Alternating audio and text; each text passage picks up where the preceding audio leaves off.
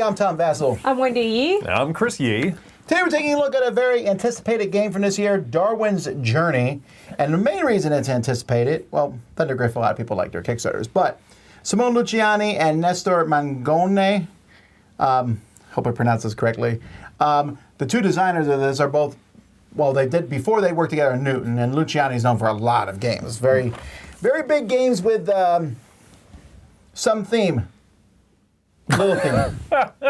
Well, okay, this has more theme than Newton has, for example. I agree. It does. It does. It's surprising. This was so is anticipated for me. This was on my top 10 of the year, like most anticipated for this year. Yeah, so it's a game of a bunch of interlocked connecting mechanisms about Darwin's journey of discovering different things. And in this game, I guess you're recalling his memory. You know what? You're just trying to be the first person, the most famous person to be like, I found something, quick, get it to the museum before everyone else does. Where it belongs. Here's a turtle head or something like that. Anyway, there's a lot of stuff going on. Chris is going to show it off. Here's a setup of Darwin's Journey. This is the main board here in the center, and then over on the left is an individual player board. There can be up to 4 of these.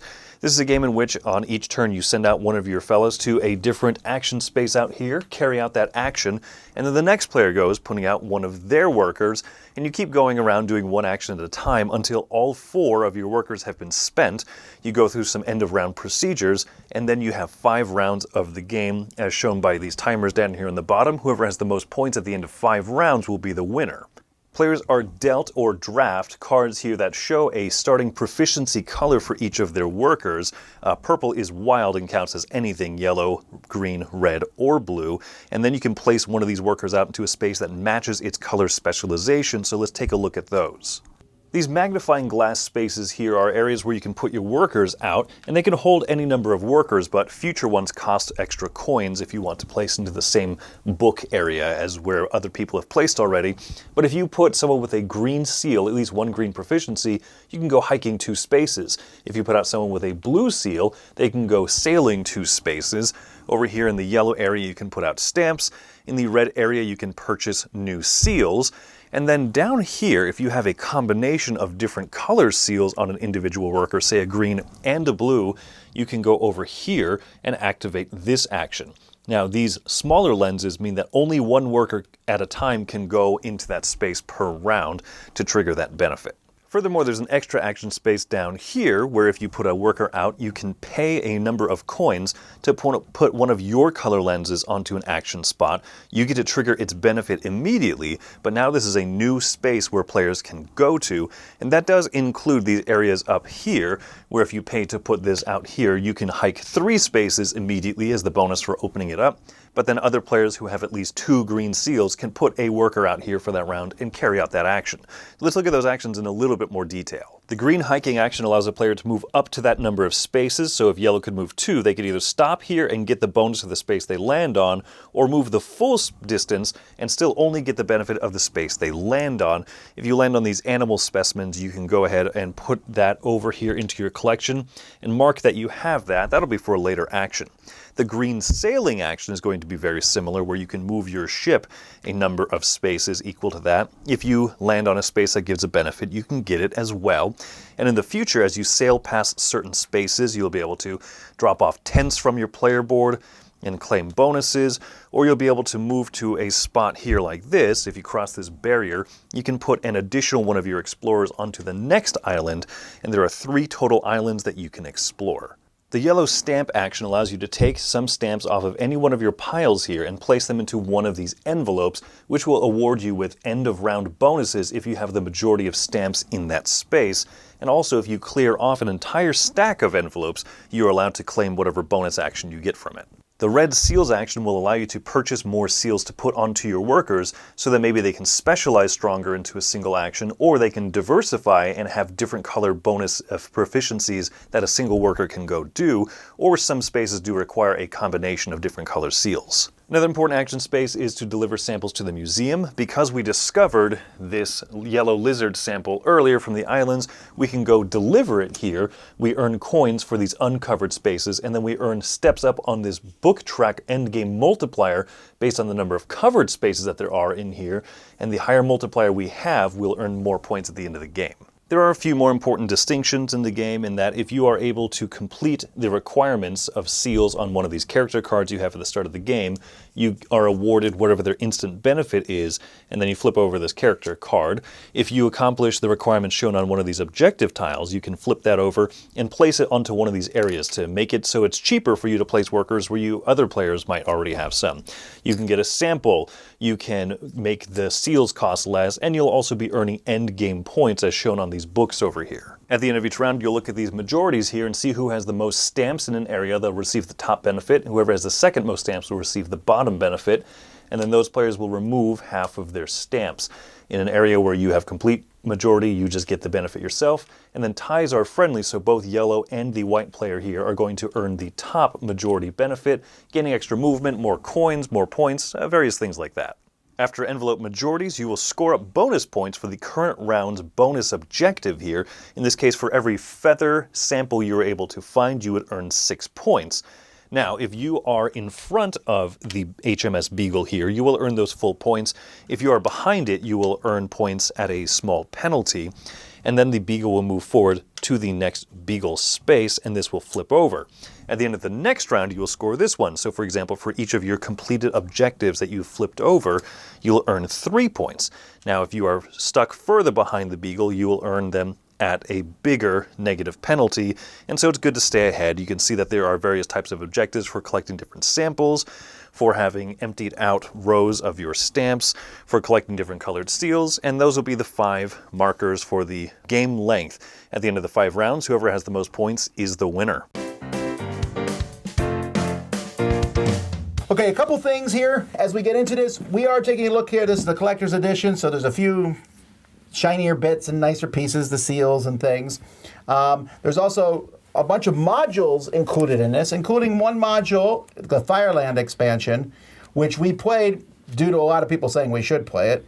And that affected me so much that we're doing that as a separate video. So at the very end of this, when we give our ratings, we'll mention whether that expansion, how it changes our thoughts on the game briefly, but we'll do full thoughts of that in another video. But no matter what version of the game you have, there's this nice player aid here. The single player aid. Yes. There's one. You get one. It explains everything. It shows all the different tiles, all the cards, all the different icons, what they mean. Why there's one of these is unacceptable. I'm sorry.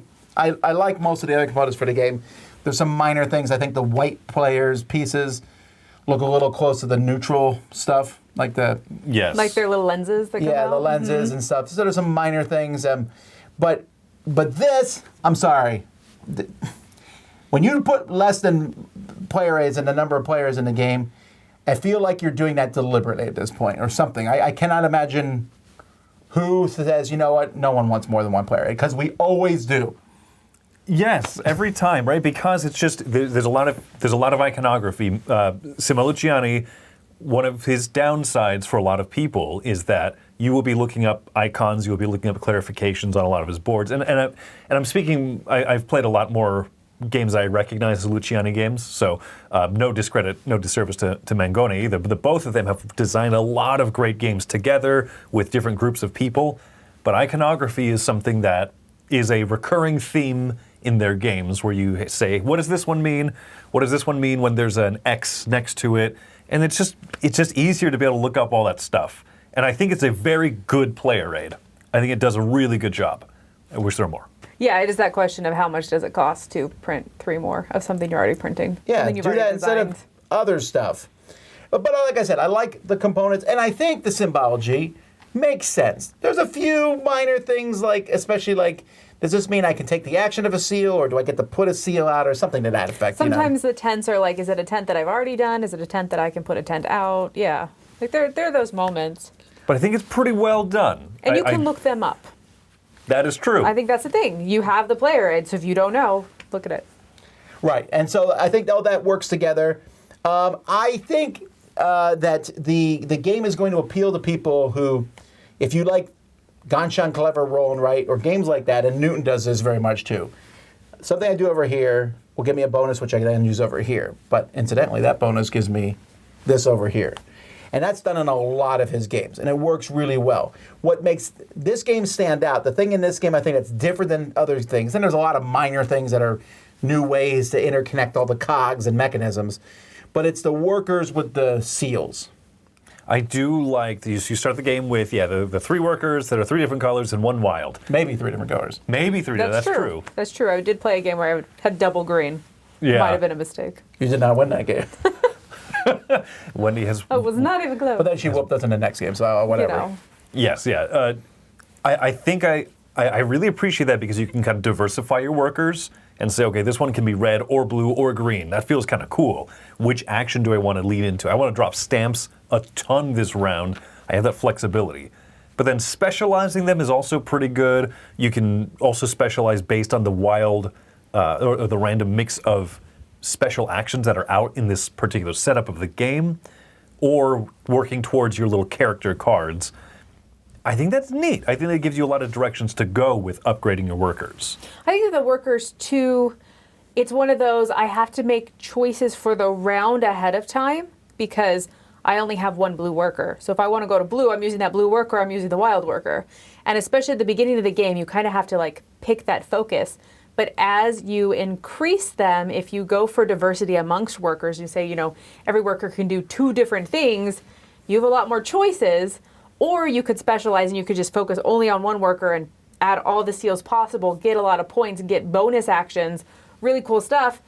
But then you still have to plan your whole turns ahead at the beginning of the round and be like, okay, what am I going to do with my 1 blue worker? Yeah, I still think the character cards are a bit of a red herring. You draft them at the beginning of the game. They give you your starting seals, and you're like, ooh, I must complete these. You don't. You can never complete a character and win the game. It's basically a bonus action, and it's also something that, again, well, what else should I do? Oh, well, you know what? I'm not using this guy to go to yellow and green spots, so I might as well put 3 red and 2 blue on him. And then the game rewards you even more beyond that, because if you get that many seals on one character, you're getting bonus points at the end. And by placing them now, I'll tell you, those silver and gold bonuses just feel very like, yes. I think the thing with those cards is that, you're not likely to complete all 3. You could, if it lines up well. But it's one of those, you have to be leaning into that. And so depending on what you're choosing to lean into any particular game will depend whether or not you even do any of those.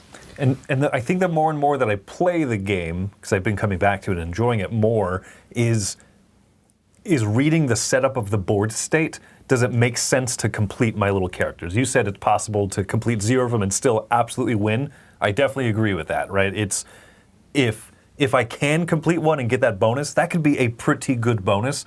But I might get that same bonus by putting out a tent further ahead in the line. Mm-hmm. Right. I might just focus towards that, depending on what the envelope, those majority bonuses at the end of the round are.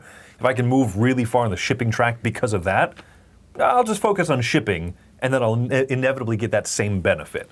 But if seals are strong, if there's a lot of bonuses for getting more free seals and stuff, maybe I can complete those character cards easier. I think that they are more in response to the random setup of the game rather than something that you should go in and say, I can't wait to get this character card done. And we're going to talk about that in the expansion video where they added these cards that give you specific setups. But I do think that this game has the possibility to have some sort of... So you're putting things out randomly. And I wonder sometimes that I'd be like, actually, flip these 2 things. Or the actions that you can do at the beginning of the game, that there's always 2 actions that you can start using right away, the special actions. Yeah. I would make them, me and Chris were talking, I would make them the cheapest actions. Easiest seals to have. Right, the easiest seals to have, because there might be a really awesome one that no one can really do at the beginning of the game. It's not a big deal, but there's a lot of random, there's the things in the bottom, the goals you're going for. There is the 6 random actions. There is the random where all the animals are. The goals that will start are random, that come out. All that stuff, and a lot of that decision making is at the very beginning of the game when you're drafting your people, and then you're going to pick your 2 starting bonus tiles, and then make your first action. You almost have to like pause and think for a while, because that random setup, that's cool, it's neat that it's all there, but there's a lot going on, and what you do at the beginning of the game ripples throughout the whole game. It is that Terra Mystica effect of like you're like looking forward to specific things. You're kind of like not strong-armed in going a direction, but there's this sense of like if I don't take it all in at the beginning and make all my decisions and plan my general tactical strategy, am I going to be able to meet the objectives that I want? Yeah, and it's interesting that after the last time we played, you said that you just don't love the seeding of at the end of each round, you get 1 scoring bonus. You know, and I remember you saying that you don't love that mechanism, but it's weird because I really do. It's one of the few parts of Terra Mystica I think kind of makes that game. It's one of my least favorite parts of Terra Mystica, actually. Yeah, I think that's somewhere where we Don't tell me how to score. And I think that a lot of people that will play this game will feel that way, but I also think a lot of people that play this game will think there's so much variable setup. It doesn't bother me as much in this one. Makes such a good thing. Yeah. That's true. It is more in Terra Mystica, you must do this or else. And in this one, I feel like there's flexibility. I can be like, oh, I didn't get any birds, so I'm not going to score really any bonuses at the end of the 3rd round, but I'm going to crush it in the 4th and 5th round bonuses. And with that setup, so one of the main things that you're doing is you're trying to chase the Beagle ship and stay at it or ahead of it so that you can score those. But then you're also trying to fill the museum up with animals. And there are options in the game that if you don't want to chase that Beagle, you don't have to. You can get the little like bonus upgrade that's like, oh, I always lose a couple points at the end of each round, but I can still score what I want to score if you want to focus on other things. And the same thing with putting animals in. Like you get a lot of points from that. You probably want to do some of that, but there's alternate options. There's just not very many. There's a few people I would not play the game with. If you have any kind of analysis paralysis at all, we're all pretty quick players, and we all had turns that we sat there for a long time just stared at the board. Because you have so many good options, and I'm a big fan of good options, and you're trying to pick the best. And also, this is definitely a game that I don't think I would, but I almost would say, hey, do you want to play Darwin's Journey 1.5 times? Where we play halfway, and then I go, okay, now let's play for real. Because there's some starting things that I do now when I play this that I didn't do my first game. Like, I almost always will take something to the museum at some point, if only to get me moving up on that book track and get some cash influx in the game. That helps out a lot. Also, I will do my best to finish a bonus tile ASAP.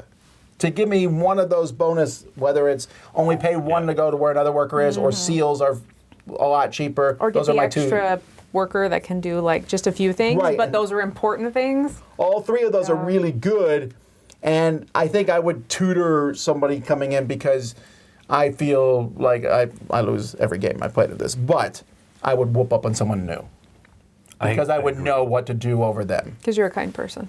I wouldn't. I think one of my I'm ready to win it. One of my like little downsides, and it's not a big negative, but it's something to be aware of. If you don't like in games where there's a lot of cascading effects, but also kind of loose timing on some of those things, like for example, you probably have about 4 worker placement actions per player, maybe a 5th if you unlock it, and then you do end of round stuff.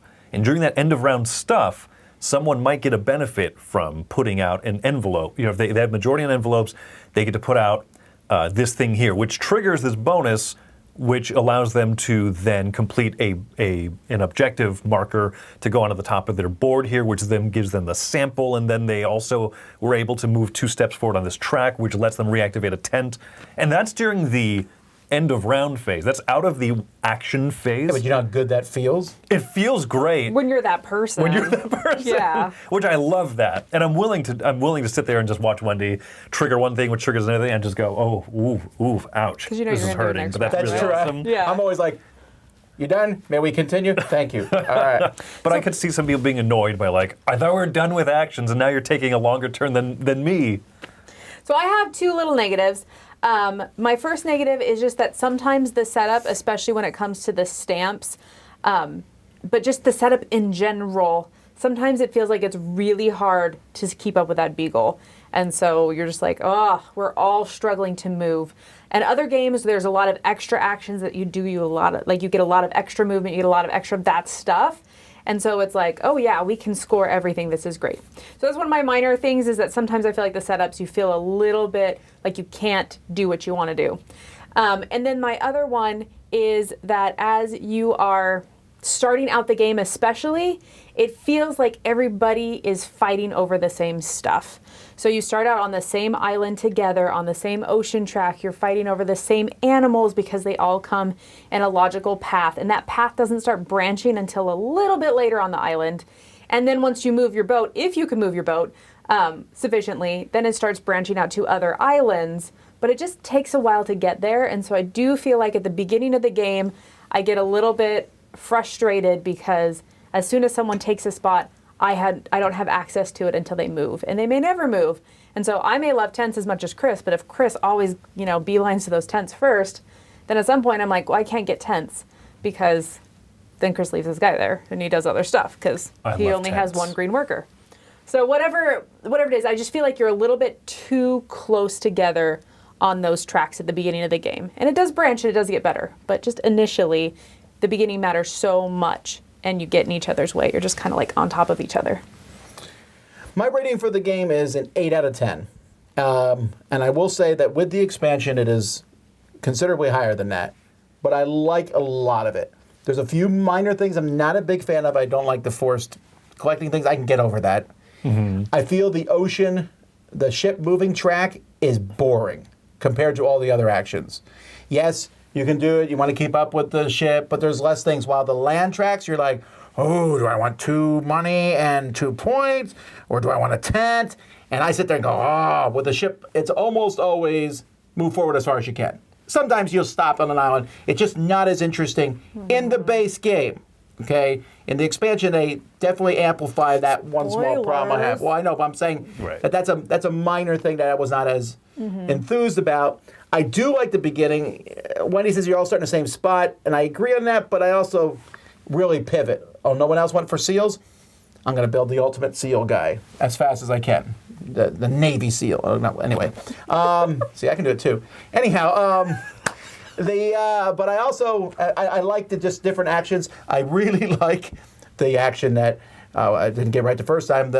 When you get to put out a lens, and then immediately do sometimes a really amazing action feels great. Oh, yeah. And then if you're lucky, or not lucky, but plan ahead, you might even take the action twice in the same turn.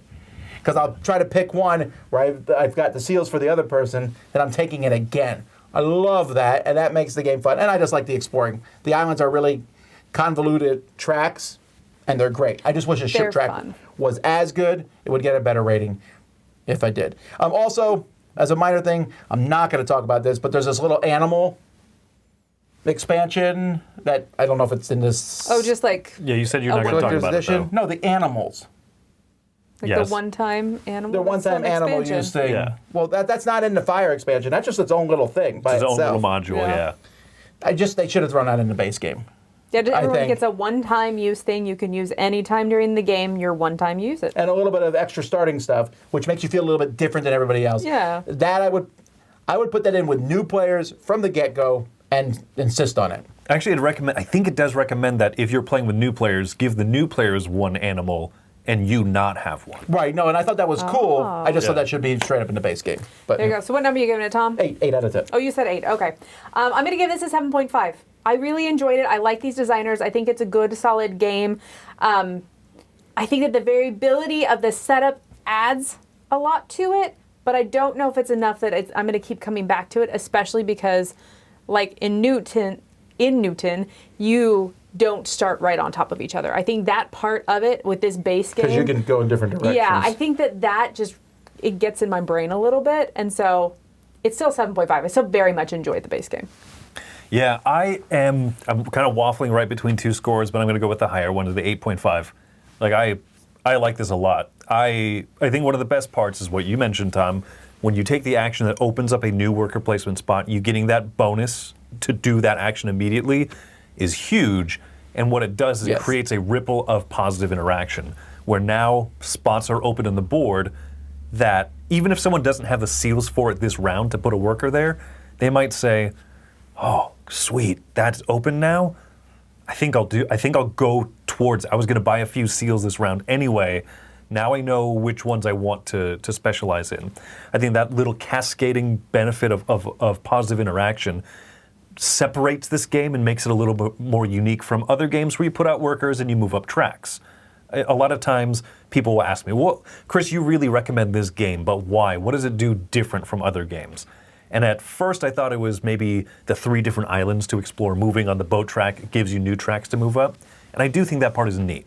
But I really like, and this isn't the only game to have new spots that open up, but I think it does it in a really good and just rewarding way. So 8.5 for me. All right, so those are our ratings with the base game. We just posted another review of the expansion. You can see our modified ratings in that one. But that's what we got here. Until next time, I'm Tom Vassell. I'm Wendy Yee. I'm Chris Yee. The origin of the Titans. We're done.